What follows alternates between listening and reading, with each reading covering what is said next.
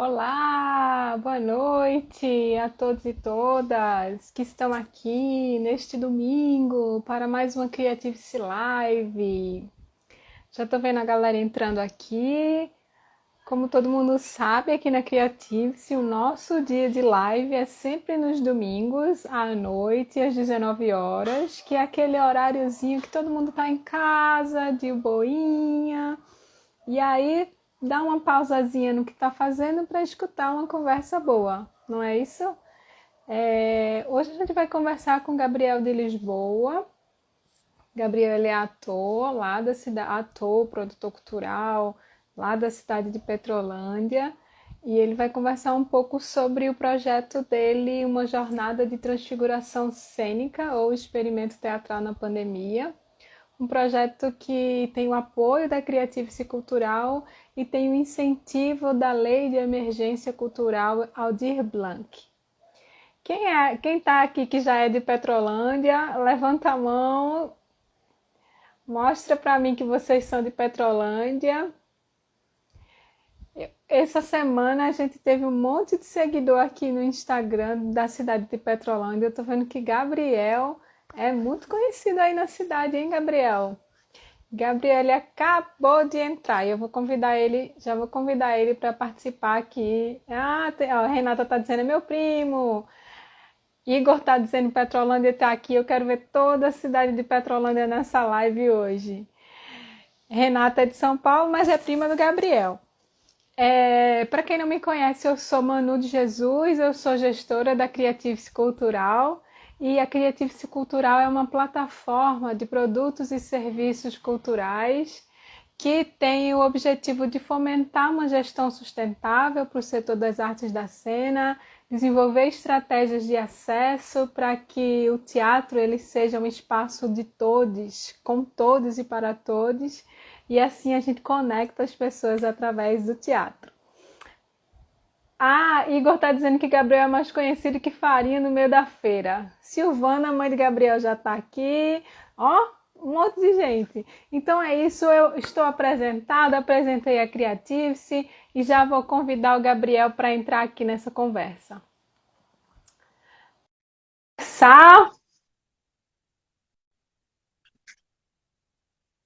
Esperando ele aceitar aqui. Oi, Gabriel. Oi, Manu, tudo bom? Quanto Tudo tempo? bem? Eu já estou vendo que Petrolândia em peso está aqui, viu? Sim, menina, tem um bocadinho de gente, né? Eu Eu sou ouvi meio dizer que conhecido você é mais também. conhecido que farinha no meio de feira aí. Isso é verdade? Isso não tenho como negar isso. Então a gente vai começar essa conversa ali apresentando o Gabriel, que é de São Paulo, mas é radicado em Petrolândia, aqui no sertão de Pernambuco. Ele é ator, bonequeiro, está cursando o 8º período do curso de licenciatura em teatro aqui na UFPE, na Universidade Federal de Pernambuco. Também ele está cursando o 4º módulo do curso de interpretação para o teatro do SESC de Santo Amaro, aqui na cidade do Recife. Fez parte da turma piloto do Creative-se Lab, Creative-se Lab Cultural. Gabriel também é produtor cultural, com atuação em diversas linguagens artísticas, é bacharel em Direito pela Universidade Estadual da Bahia e atua também como advogado civilista. Tudo certinho, né, Gabriel? Acho que sim. Até agora é só isso. Ó, tem o Jeff, tá dizendo que você é o produtor. Olha só. É. Inclusive dele. Inclusive dele. Gabriel, vamos começar essa conversa falando sobre como surgiu esse projeto, esse seu projeto que tem o incentivo da Lei Aldir Blanc, da Lei de Emergência Cultural. Como é que começou essa sua jornada de transfiguração cênica, Gabriel? Conta pra gente. Então, o artigo foi criado a partir de um experimento que a gente fez de teatro, digamos, digital na pandemia, né? Esse artigo, ele surgiu, a gente, Manu, como minha professora no SESC, né, de um módulo de Economia da Cultura, ela propôs que a gente criasse alguma coisa nesse período de pandemia e de confinamento, né? E a gente, né, a partir disso, começou a fazer uma criação cênica de forma híbrida entre o que é teatro e o que é audiovisual e nessa mídia digital da internet, né? Aí, a partir disso, Manu nos propôs a criação de artigos contando nossa vivência e como a gente, os processos de adaptação do que seria para a gente um teatro presencial para essa forma de teatro que também é chamado de teatro digital. Basicamente foi isso. Maravilha, isso tudo foi aí, foi dentro dessa turma piloto, minha gente, do Creative Lab. A gente enveredou numa grande aventura. Depois que as aulas presenciais elas foram suspensas, a gente ficou sem querer ficar à deriva, sem querer se largar, e aí surgiu toda essa história, assim, inclusive que vai acontecer agora nos dias 4 e 5 de fevereiro, o nosso webinário de produção científica, que além do Gabriel vai estar lá apresentando assim de forma mais acadêmica esse trabalho dele, a gente vai ter os outros colegas que participaram desse experimento cênico, que foi o Enquanto a Festa Não Chega, que teve a direção do Rodrigo Cunha. E o Gabriel foi orientado por uma outra pessoa maravilhosa, que foi a Amanda Duarte. Como é que foi, Gabriel, ser orientado pela Amanda?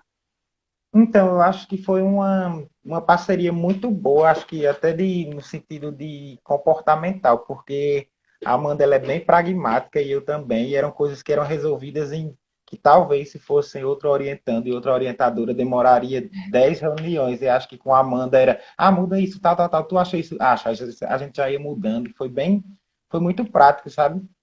Foi uma orientação muito prazerosa, assim, muito um processo bem colaborativo, assim, apesar dela estar me orientando, mas ela me deu, dada a minha rotina, que estava bem, eu estava com muita coisa para fazer ao mesmo tempo, ela me passava umas referências já assim, já lia, foi muito tranquilo, e ela tem uma forma de orientar que é muito objetiva, mas não é obtusa, assim, é bem didática, sabe?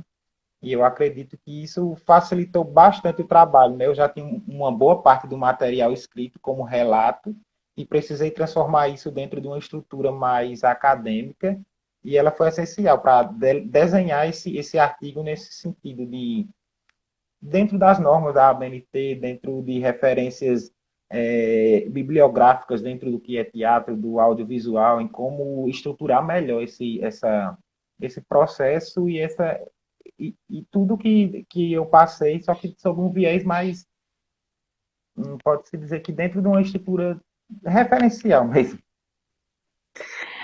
Para quem não conhece, minha gente, é Amanda Duarte, entra lá no Instagram dela, Amanda Duarte. Ela é a maga da produção científica nas artes. Para quem quer fazer trabalho científico e precisa de uma orientação, de uma ajuda, a Amanda Duarte é a pessoa. Entra lá no Instagram dela, Amanda Duarte, e conhece lá os cursos que ela propõe, né, Gabriel? Eu recomendo muito. Quem tiver trabalho, um TCC para fazer e tiver meio desesperado, já indico logo. É um trabalho se torna muito prazeroso e muito simples. Acho que quebra um pouco com essa estrutura do que é fazer um TCC, com essa visão do que é fazer um TCC, mais do que com a estrutura, né? Porque ela Uhum. transforma esse processo de criação da escrita científica em uma coisa muito simples, sabe? Para mim foi muito isso. Ô, Gabriel, e falando dos seus desafios como ator, bonequeiro, nesse lugar da pandemia, criando um experimento, participando da criação de um experimento digital, né? Como é que foi assim? Quais foram os desafios que você passou? Como é que foi para você participar desse experimento, ser co-criador, né? Porque foi uma criação colaborativa. Fala pra gente. Eu acho que o primeiro impasse que tivemos foi a mudança de planos e expectativas, né? Que começamos inicialmente como um grupo de estudo para pensar alternativas para expansão, divulgação e várias outras formas de trabalhar com teatro na forma mais convencional, que seria o presencial, né? Então, esse acho que foi a primeira quebra de expectativas e de planos. Como adaptar isso, porque acostumamos pensar o teatro como a arte da presença, em que é possível, é necessário até então, era necessário que você estivesse presente, né? E isso era muito novo, tanto para nós, eu acho que como para praticamente todos os fazedores de teatro. E nesse sentido, pensar a encenação como criar dentro de um espaço restrito, que no caso era até esse quarto, que é o meu quarto, para mim, né? Como adaptar isso, como você não tinha auxílio de outras pessoas, de técnicos, para poder. Você tinha uma orientação ou outra, por exemplo, de Rodrigo, que dirigiu, de Manu, ou dos colegas, quanto à visualização, quanto à iluminação, foco, essas questões relacionadas à câmera, mas tudo tinha que ser absolutamente executado a partir de mim e dos colegas, cada um no seu espaço de confinamento, né? E isso trouxe dificuldades e possibilidades distintas a cada um de nós. A encenação nesse contexto de confinamento, a gente tinha que pensar a iluminação. Eu que nunca entendi muito de iluminação, mas eu tinha que pensar numa iluminação e executar uma iluminação com uma qualidade técnica com equipamentos técnicos caseiros, domésticos, né? E eu acho que isso trouxe muita criatividade e frescor para esse espetáculo, né? E um dos principais pontos, assim, que até que a gente discutia muito durante o processo de criação, era como a gente poderia afirmar essa essência da presencialidade do teatro nesse contexto virtual. É que nesse sentido, assim, a gente de cara definiu que seria ao vivo e não uma apresentação gravada postada nas redes sociais, no YouTube, no Instagram. E isso também já trouxe um outro grau de dificuldade, que era a execução em tempo real, né? E traz aquele senso de meio que um pouco de receio do erro, porque tudo que você vai fazer, estaria sendo visto em tempo real. Então, isso não existia a possibilidade de edição. Qualquer erro ou problema teria que ser resolvido naquela hora, no momento em cena, durante a apresentação. E isso acho que foi um dos pontos que deu esse teor mais de teatro às apresentações do que se fosse uma apresentação gravada e postada posteriormente. Ô, Gabriel, e você fala que isso foi uma jornada de transfiguração, assim. Eu queria entender um pouco mais, queria também que você contasse para as pessoas um pouco mais o que para você foi essa jornada, assim, o que transfigurou em você como artista, criador, como ator, esse processo do Enquanto a Festa Não Chega? Eu acho que principalmente a hibridização entre o teatro e o audiovisual, porque era inevitável que, até como a gente está falando agora, é inevitável a presença de câmera. E a partir do momento que entra uma câmera no teatro dessa forma de teatro, você entra uma série de elementos visuais e de linguagem específicos do audiovisual, como por exemplo, a gente vai pensar no enquadramento, que eu posso mudar isso já muda. Eu posso ter fechar aqui, sabe, mil coisas que a câmera possibilita. Um enquadramento, um foco, todas as questões relacionadas à fotografia da câmera, que é um dos aspectos que mais definem o que é audiovisual, né? Você tem zoom, você não tem, você tem enquadramento, e isso abre o leque de possibilidades de forma muito expansiva. Só que esses aspectos são elementos da linguagem do audiovisual, né, que a gente não está tão habituado a utilizar no teatro. Por outro lado, como eu acabei de falar, a presencialidade do momento, do estar fazendo acontecendo em tempo real, isso é uma coisa muito específica do teatro. E juntar esses dois pontos, acho que foi o que essa transfiguração não foi tanto uma transfiguração, mas uma mutação, porque tínhamos resquícios da essencialidade do teatro, mas exploramos com mais propriedade as questões técnicas de linguagem do audiovisual. O Favero está dizendo que está esperando de novo vocês lá com os bonecos em São Paulo. Ah, Os, tá. os bonecos são o espetáculo, Sim, o porque a mini gente festival. eu me apresentei com o pessoal da Federal lá por 2 vezes, né? Lá no Itaú Cultural. Queria ir de novo. Se tiver de novo e me quiserem lá, já estou lá, né? Ele Dentro, acabou me. dentro daquele projeto do Itaú, a Ponte, que recebe iniciativas, Exato. projetos universitários, né? Vocês Sim, apresentaram dentro desse projeto. exato. A gente apresentou a primeira vez e depois a gente foi convidado para se apresentar outra vez, né? Por uma votação que teve lá. E até pensando nisso, eu acabei me lembrando assim que no espetáculo que deu origem ao artigo, o Mini foi muito determinante para mim, porque eu teria a possibilidade de aparecer em câmera, como ator, como de uma forma mais convencional, mas eu achei que seria interessante explorar a linguagem do teatro de animação, do teatro de formas animadas em miniatura, né? E isso entrou também na minha proposta de encenação, né? Que eu tenho muitos jogos de tabuleiro em casa e gosto muito. E eu percebi que eu tinha um elenco e locações de formas mil, sabe? Eu tinha milhões de locações, milhões de formas de elenco, e isso me abriu para possibilidades que eu acabei fazendo a cena com um teatro de animação, né? E eles, de uma forma até cinematográfica, eu fazia mudança de cidades, esses colegas, como era a atuação, eles eram as pessoas, os atores em câmera, né? O meu tinha mudança de cenário, eu conseguia fazer viagens intermunicipais. Eu acho que isso foi uma coisa meio que uma lógica do cinema, né? Do enquadramento, como eu fazia aquela abertura meio cinematográfica. Mas estava executando toda a manipulação de figuras animadas, dos bonecos, e da sonoplastia e da fotografia simultaneamente, que foi o maior desafio para mim, né? Porque eu era diretor, ator dos bonecos e eu era o sonoplasta e executando isso em tempo real. E foi a maior dificuldade, mas também foi o que trouxe mais uma visão mais holística do processo de fazer, né? Eu estava fazendo tudo ao mesmo tempo e eu acho que é uma coisa que eu gosto na minha vida, de fazer várias coisas ao mesmo tempo.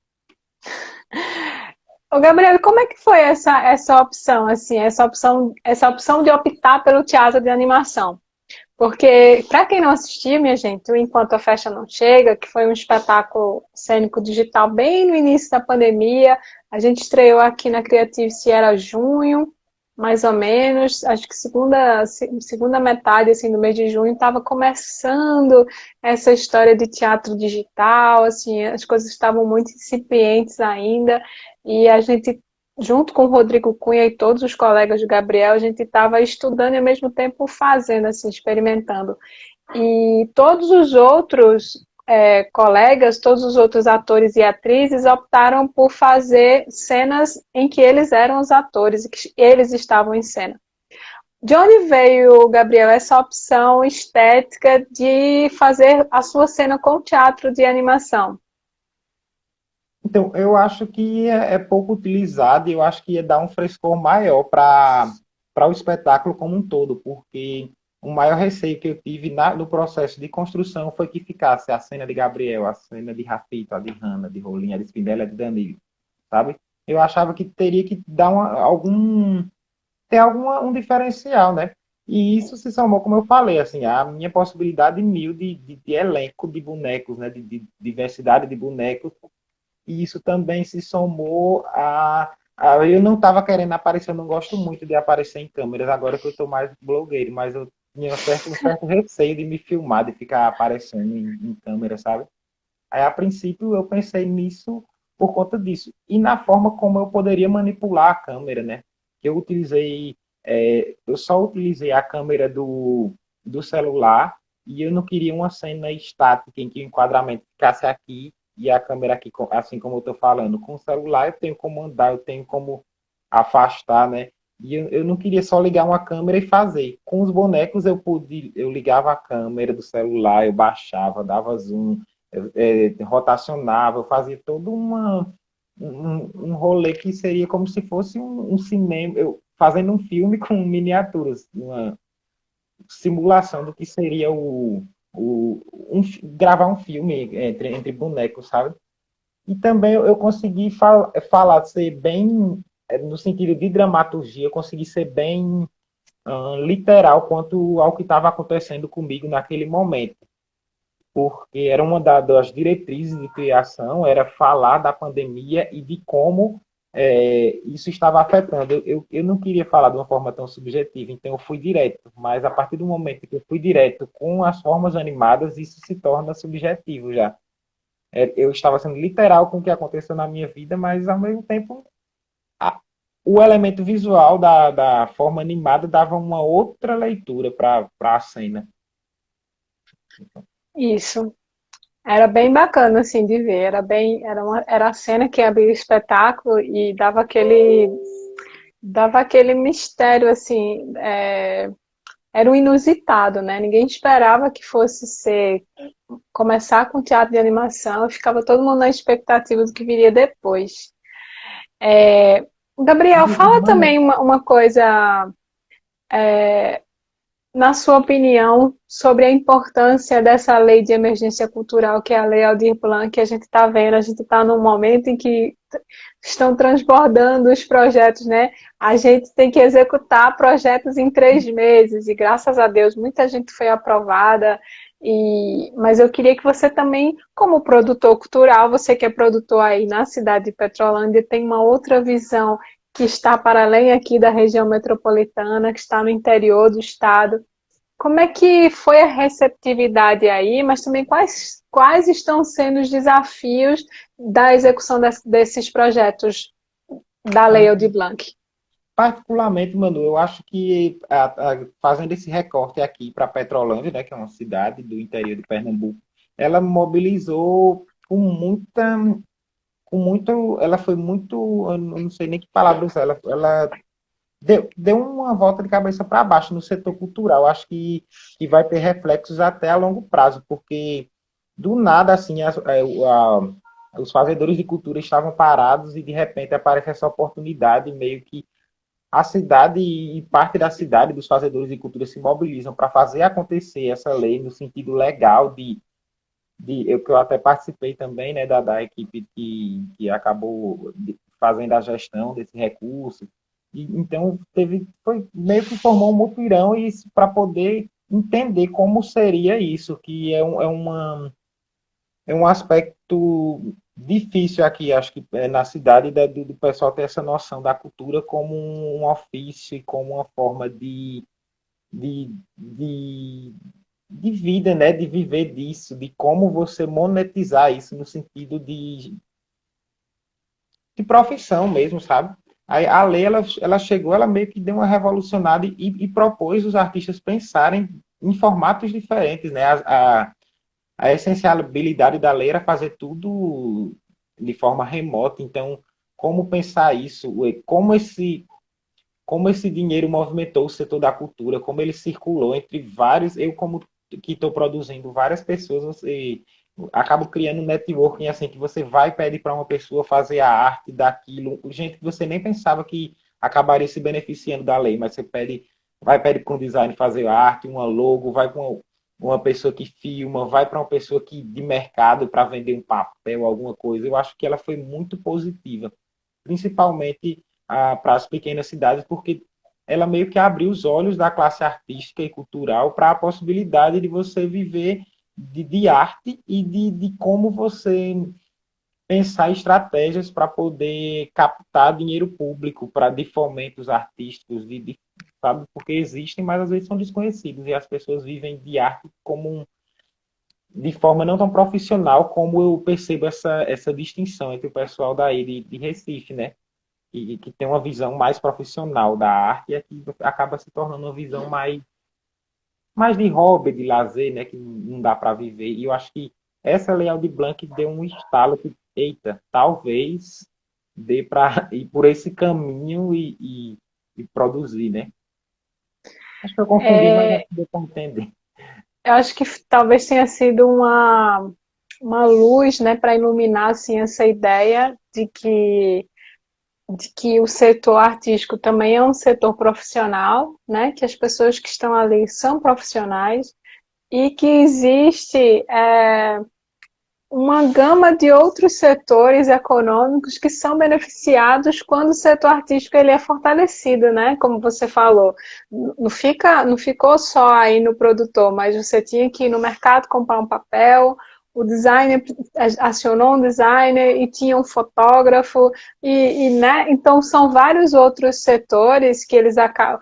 Precisa de uma linha, de uma caneta, precisa comprar um tecido, precisa comprar uma iluminação.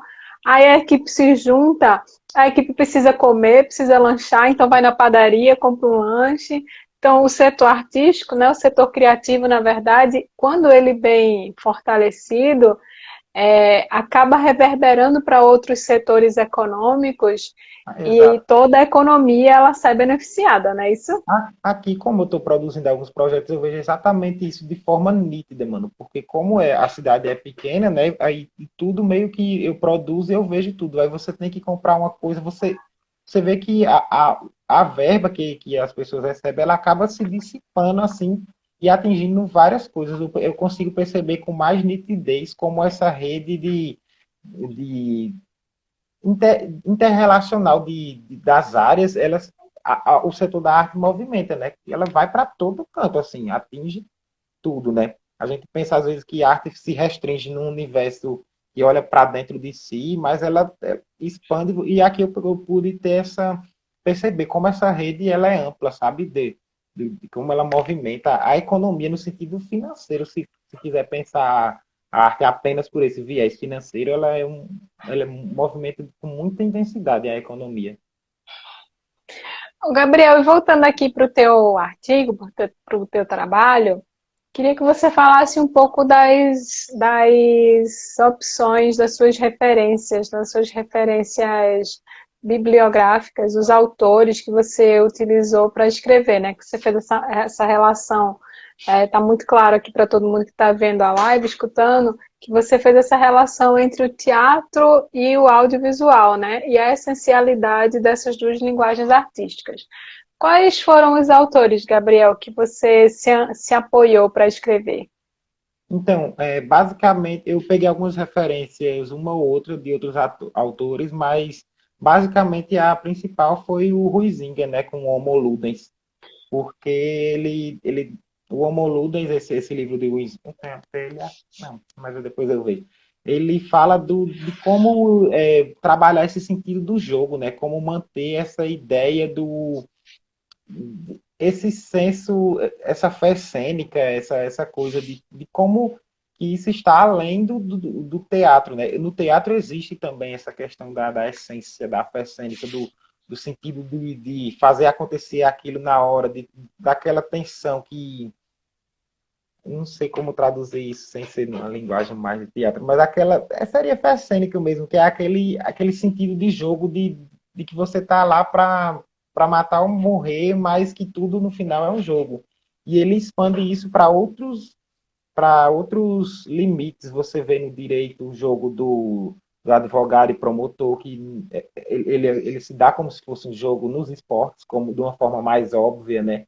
Na guerra, como ele existe um código de conduta que a guerra acontece.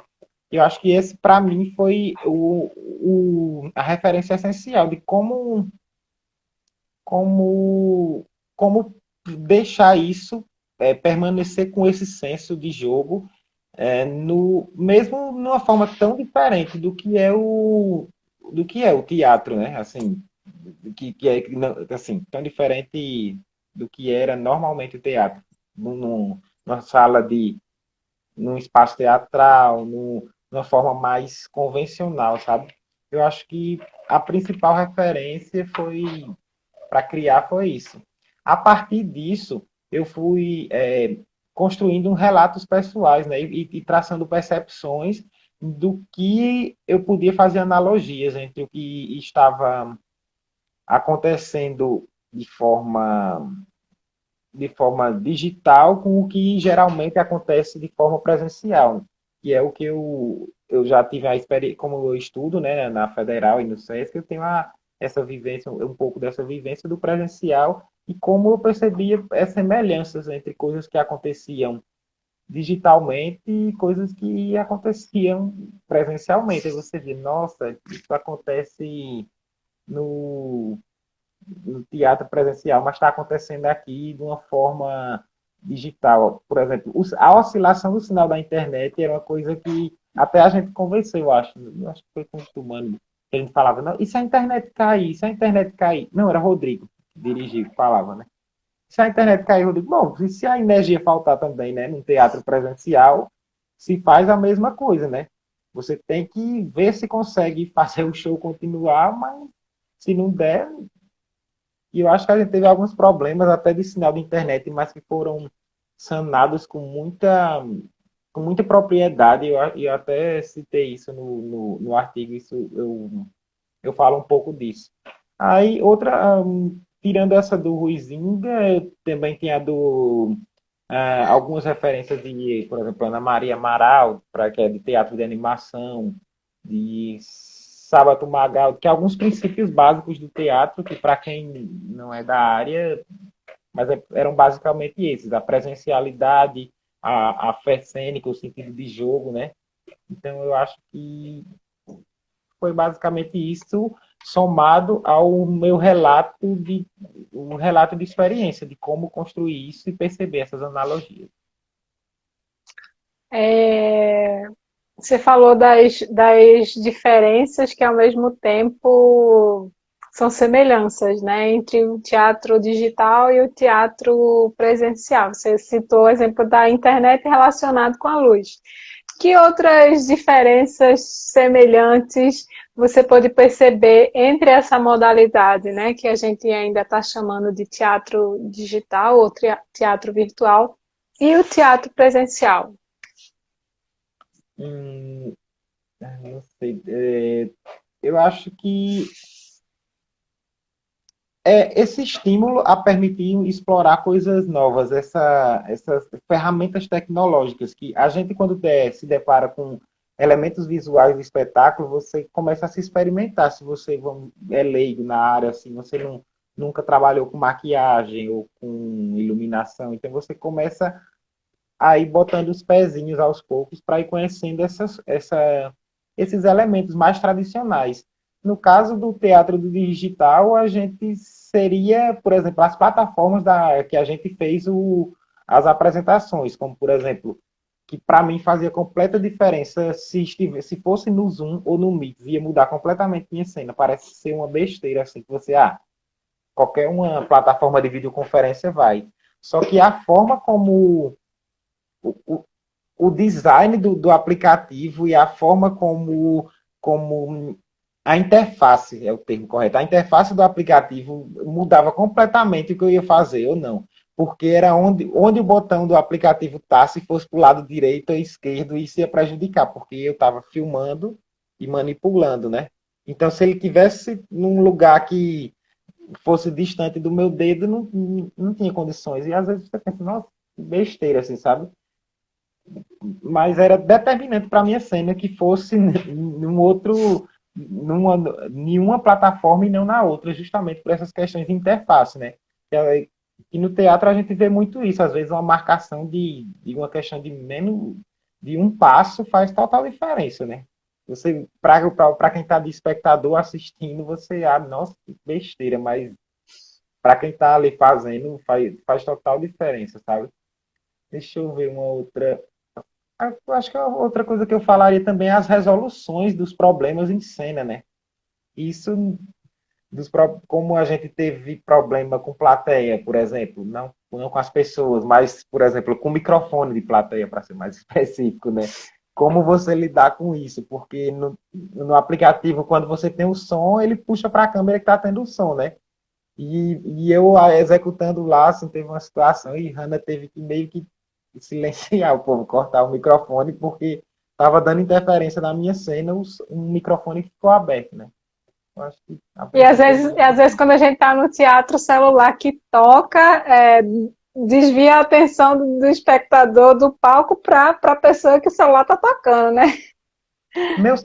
no primeiro dia de apresentação, mano, bem você falando, o meu celular tocou enquanto eu estava executando. E ele vibrando na minha mão. Enquanto eu tava, ele. E não tem como você desligar o Wi-Fi, porque senão você fica sem sinal, né? Era ligação de WhatsApp. E só você fingir que não estava vendo e seguir. Isso deveria ter ficado nas cenas do making-off, né? A gente devia ter gravado um É, making-off para que todo mundo visse o que, é que acontecia nos bastidores. A Miele Girassol, ela está dizendo que ela, como espectadora do projeto, sentiu mesmo frio na barriga ao preparar o cantinho e a preocupação com a internet e etc. pois é, ela é minha amiga aqui de Petrolândia, ela assistiu também. Ai, eu acho que Dorothy falou que foi um desafio, assim, ela percebeu, né, como um desafio. demais, porque esse para mim, também foi uma coisa que eu inventei, né? Essa questão. Eu poderia ter colocado a câmera no tripé, que eu não tenho notebook, mas eu poderia ter colocado a câmera no tripé ou no parado e fazer minha cena. Mas eu queria dar dinâmica para a construção do espetáculo em si, né? Porque os colegas já estavam indo para um viés mais introspectivo e subjetivo, né? Então eu achei que iria se tornar repetitivo eu fazer isso também, né? E eu acho que o Rodrigo entendeu muito bem a montagem do espetáculo, colocando a minha cena a princípio, porque ela dava um apanhado amplo, de uma forma, uma visão distante, generalista, e ela acabava entrando nas introspecções dos outros colegas, que tinham relatos bem mais, não vou dizer profundos, mas bem mais pessoais do que o meu, né? O meu tinha uma visão mais ampla. Então, eu acho que foi bem interessante assim, pensar, chegar à minha cena no teatro de animação, dar aquele apanhado geral e depois vai para a vida individual de cada um, assim, uma coisa bem pessoal. E no final, finalizando com uma cena de Danilo que dava uma pontada de esperança, né? Naquele tempo que a gente estava bem sem esperança, né? A Mas verdade sem é essa. esperar. Era um tempo que estava todo mundo meio desesperançado. A Dorothy também, ela parabenizou você pelo A minha empenho aí filha na Lei adora. Aldir Blanc. E se vocês tiverem perguntas também, vocês que estão assistindo, podem colocar aqui no chat as perguntas que a gente faz, as perguntas para o Gabriel, tá bom, minha gente? O livro que o Gabriel estava falando é o Homo Ludens, né, Gabriel? Exato. Para quem quiser como referência, é um livro ótimo para quem quer entender essa ideia, como ele falou, de jogo, né? O conceito de jogo. Então é Johann Huizinga, Homo Ludens, e é da editora Perspectiva. Quem quiser é só procurar na qualquer livraria, virtual ou presencial, que você vai achar esse livro. E é um livro ótimo, tanto, não apenas no sentido artístico, mas ele é muito amplo no sentido de como o homem precisa da ludicidade dentro de todos os aspectos de sua vida, né? Ele fala tanto no teatro, no direito, na guerra, nas artes, né? Assim, ele é muito amplo, não me lembro exatamente do que, mas é bem interessante. Gabriel Anailton Júnior está perguntando para você como é que você se sente sendo o melhor produtor da região aí do Sertão. É Sertão de São Francisco, né? Não, de Itaparica. São Francisco, não, é de Itaparica, aqui, Sertão de Itaparica. Sertão de Itaparica. Como é que você se sente sendo esse melhor produtor, Gabriel? Oh, pensa. Acho que o melhor não, mas o maior não. O mais serviço para fazer esses dias sou eu. O melhor não sei. O mais Mas atarefado eu acho difícil ter, viu? Do tanto de coisa que eu me meti, onde eu fui me meter, né? Mas tá dando certo. tá dando certo, né, Gabriel? É. É, queria que você também pudesse falar um pouco. Você tem uma outra profissão, né? Como a gente falou no começo dessa conversa, você fez direito aí na Universidade Federal Estadual da Bahia, né? Exato. E como é que você veio parar aqui nas artes cênicas? Como é que você veio parar no teatro?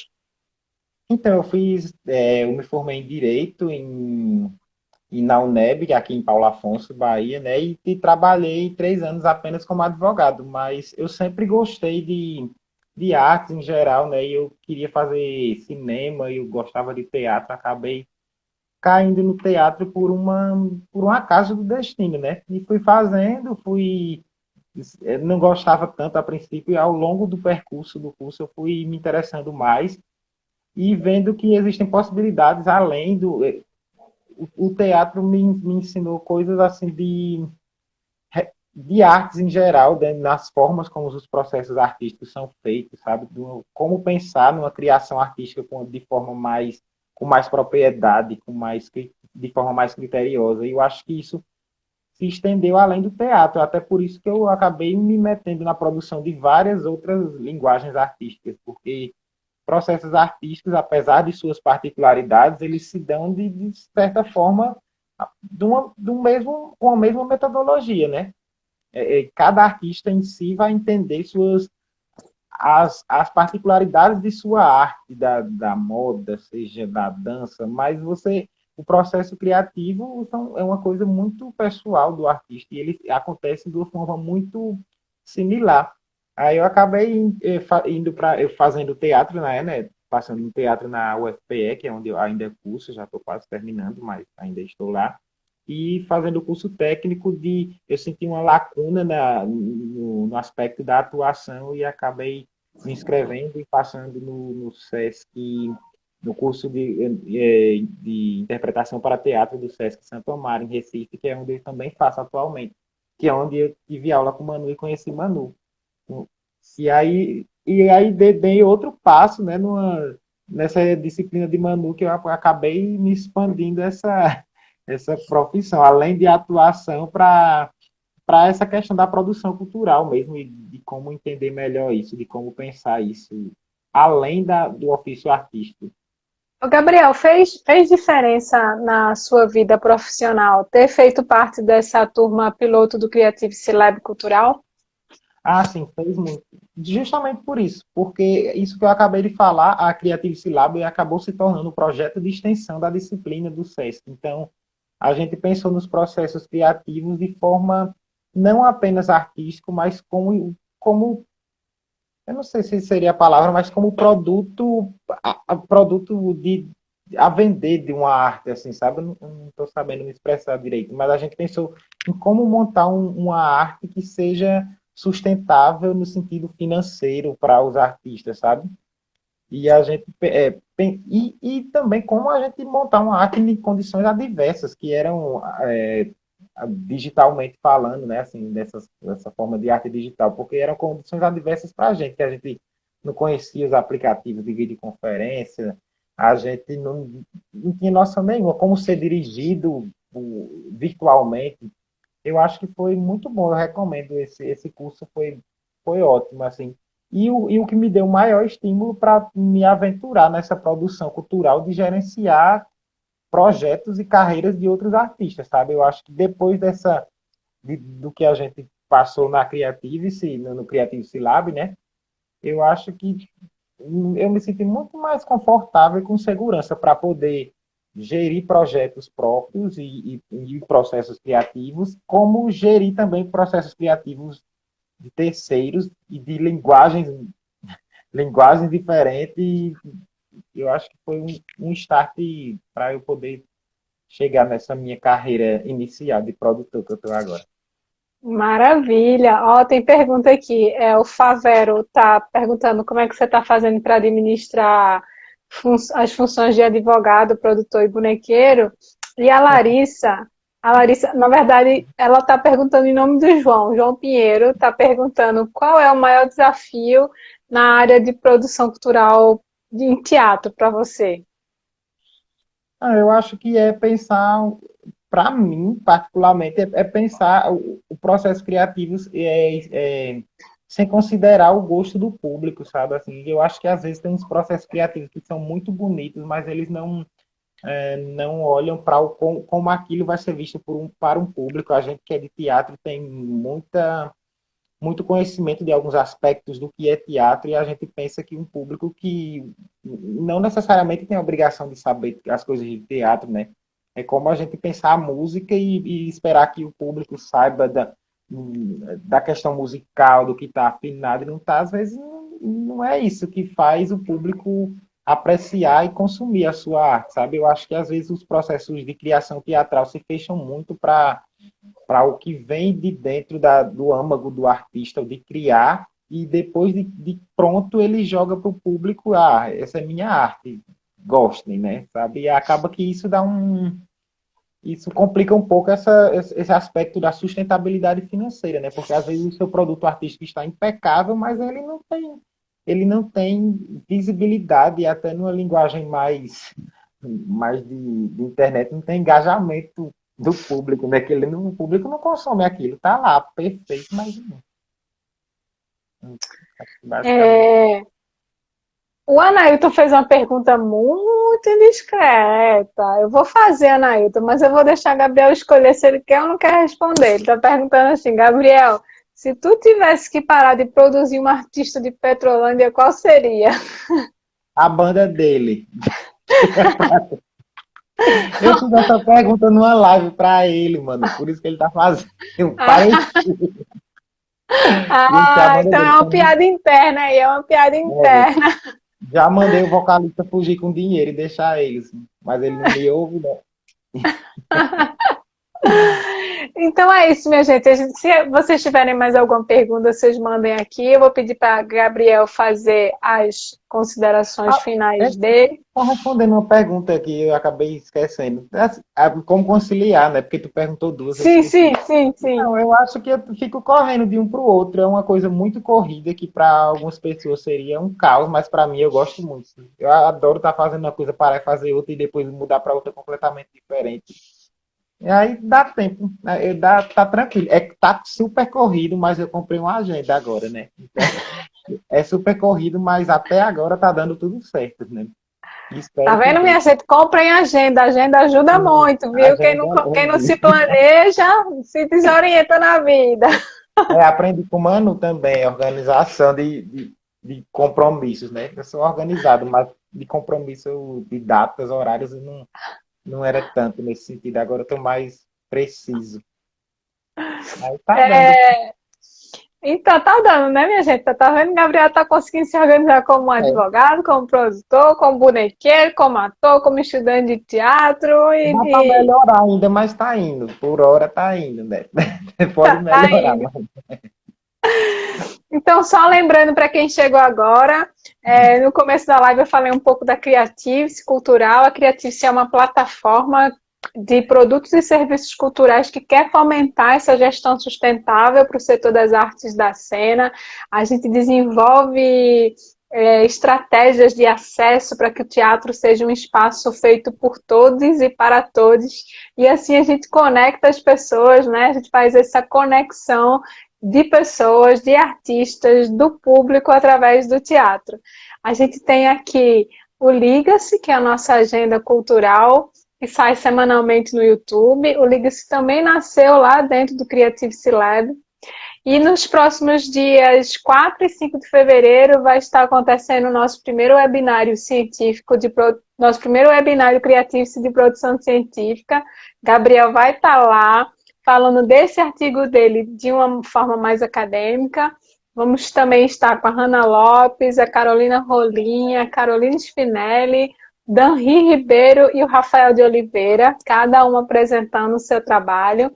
Vamos também estar com os professores orientadores, né, os professores e professoras que orientaram essa galera. A Amanda Duarte, que foi orientadora do Gabriel, a Fernanda Mello, o Samuel Benaton, eu vou estar lá, e o Pedro Rodrigues também, e a Vida Ferreira também vai estar lá. Então vai ser uma conversa bem maravilhosa. Cada dia a gente vai estar escutando 3 artistas pesquisadores.